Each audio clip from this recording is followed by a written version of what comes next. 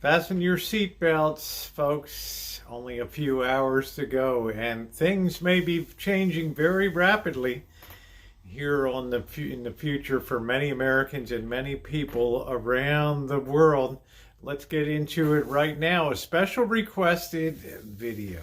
And hello to all of you as we close out January here. Yes, something's coming that is going to have a tremendous effect with tremendous repercussions for the future, and it has to do with tariffs. Now, before you just log out and say, I don't really care about that's my world, it will be a part of your world coming up. Trust and believe.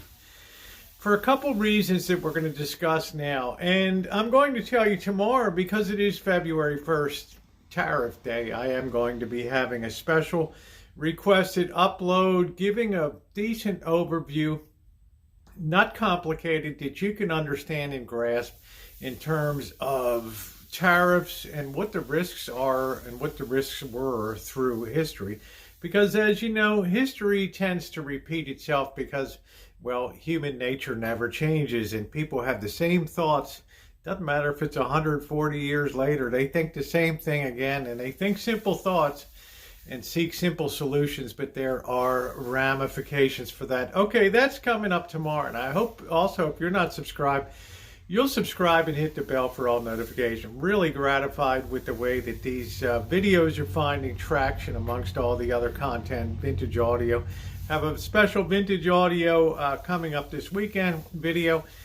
Some more crabbing and, well, just stuff, live stream and all that. I hope that you will be a part of it. Metal detecting too. Let's get on with it here now. When it comes to tariffs, and tariffs are just it's just a tax that you place on imported goods. And it always seems simple in theory because, well, especially when you have a nation like the United States that's running huge trade imbalances, we bring in much more stuff and consume much more stuff than we export. And one need only look at Temu and Shine to see the junk that people buy all the time. Now, as I mentioned in the earlier video, you see Amazon also having a page on their website that you can buy cheap junk too from China. Now the situation here that you really have to think about is this. You put tariffs on, and of course we know the president often, his nature is to come in hard with a bang, and then sort of with shock and awe, and then everybody pulls back and they make a deal, the art of the deal, right? Whatever the hell that is. I don't know. We're treading on very thin ice here economically. I'll just put it this way. And one of the reasons is not only do we import much more than we export in this nation, a couple other things too. We've lost a lot of our native ability to produce hard goods. We produce knowledge, and we take things and we manipulate facts, and we manipulate data, and we buy and sell data, right? Everything you buy, iPhones and everything, all comes with privacy disclaimers. Opt in, opt out if you want to find it. You have to go on a hunt and search mission to do it.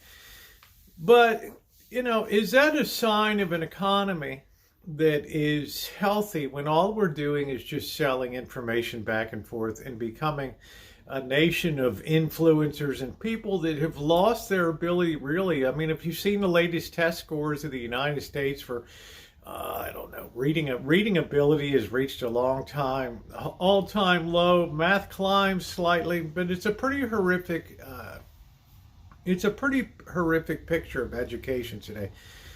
And we expect people to go out and build factories and produce and compete with the cheap crap that's coming in. Well, that's a whole can of fish in itself, okay? We've lost a lot of the knowledge base of manufacturing because we don't do it much anymore, okay? It's like anything else. Use it or lose it. That's one big issue when we talk about tariffs here. We're not protecting industries that are in place right now, okay? We're just blanket trying to really raise revenue for the United States government. Why? Because we dare not touch that third rail. Ooh.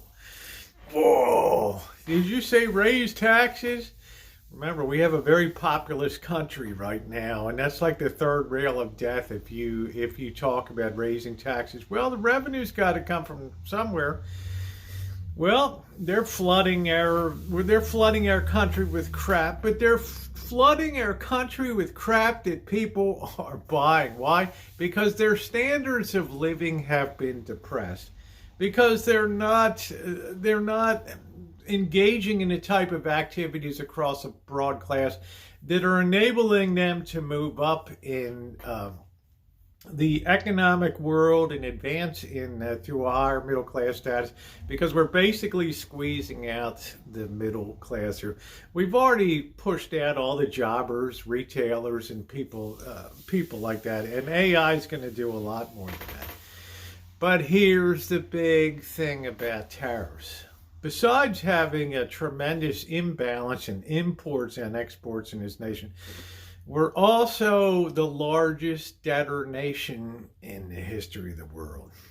And the thing is, when it comes to consuming our own debt here, well, we don't quite have the appetite, and we can't really finish what's on the plate every time they're turning around and selling treasury obligations. Well, what happens? A lot of those treasury obligations have to be bought overseas, and like it or not, the Chinese have 10% of our entire debt.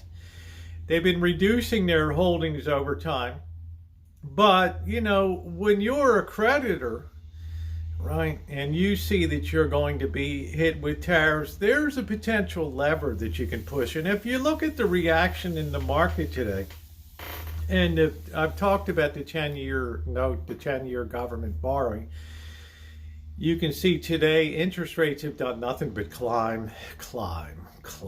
Now, why would they be climbing today in a day when the market's reversed? And I don't know how they're going to close, but they were high and they're going lower and stuff. But why would they reverse?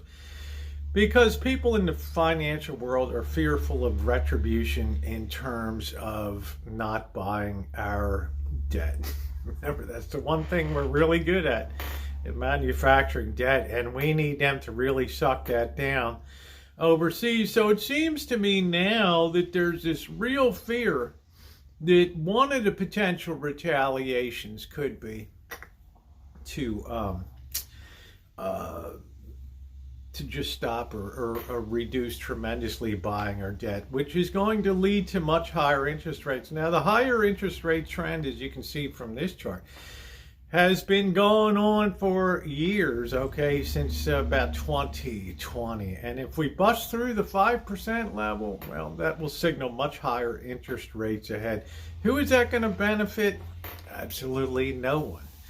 The other factor to throw in is, why is gold almost $3,000 an ounce if inflation is doing so good? Although, okay, I promised I'd have a separate video to get your thinker going here, okay?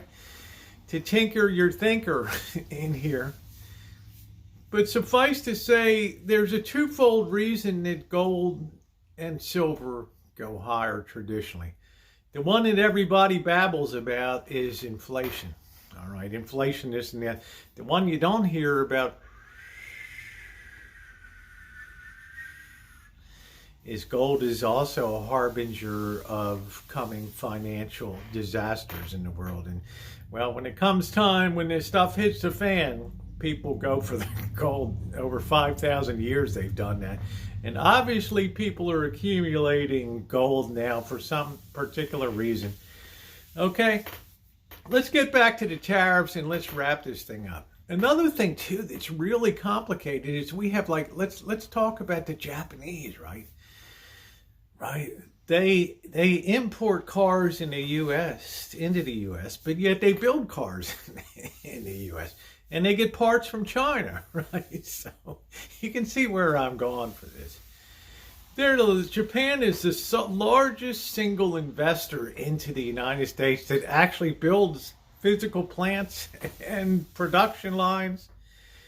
and things like that. And now when we have a situation where we can slap tariffs on Japanese car imports, we might just be kind of shooting ourselves in the foot here, right? It shows you how complicated it gets. Also, this morning I talked about Amazon and all the junk that they import and all the stuff that Temu and Shine comes in. Well, Amazon's junk gets caught up in it, too. And I'm going to be doing a separate video requested for a long time to really tear into Amazon and see what the future holds for this company. There's a lot at stake here, and there's a lot of moving parts. But for now, you understand that besides being able to put reciprocal tariffs on United States products, right? In other words, you slap 25% on us, we slap 25% on you. You can imagine what that does if you're exporting to Canada or Mexico. All right, thanks a lot, right? Thanks a lot.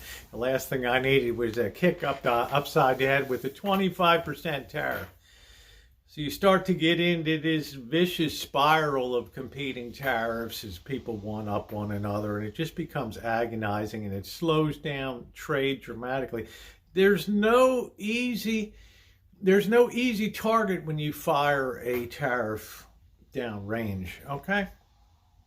What that means is the repercussions are many here, and because we import much more than we export, we automatically raise the price on ourselves here and reduce our ability to consume, thereby slowing down economic activity while we wait for this vaunted manufacturing base to grow here and start producing in this nation again. Remember, we're far different in the 1870s, 1880s, 1890s, when we had a huge expansion of industry and we were producing real things, right? Right? That tariff was put on to protect our industry from cheap competition. What is this tariff put on for? It's not protecting any industries from cheap competition because, well, really there ain't a hell of a lot of manufacturing really left in this nation. Yeah, still a lot relative to the rest of the world.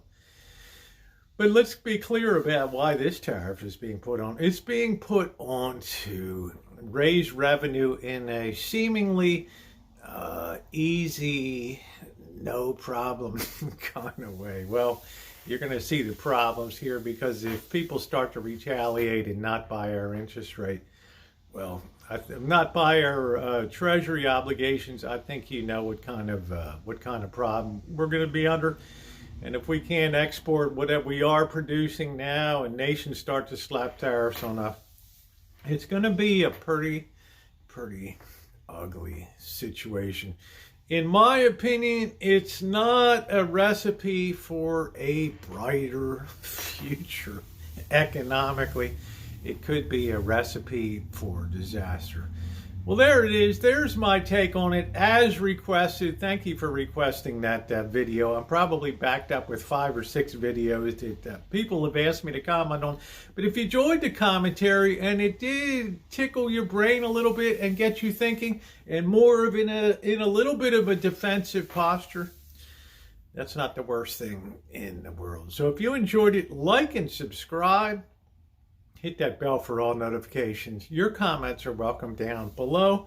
And thumbs up are very appreciated. Remember, as Newton said, for every action, there's an equal and opposite reaction, right? But in economics, it doesn't necessarily have to be equal. It can be over the top. All right, guys, thanks so much for watching. Thumbs up are appreciated.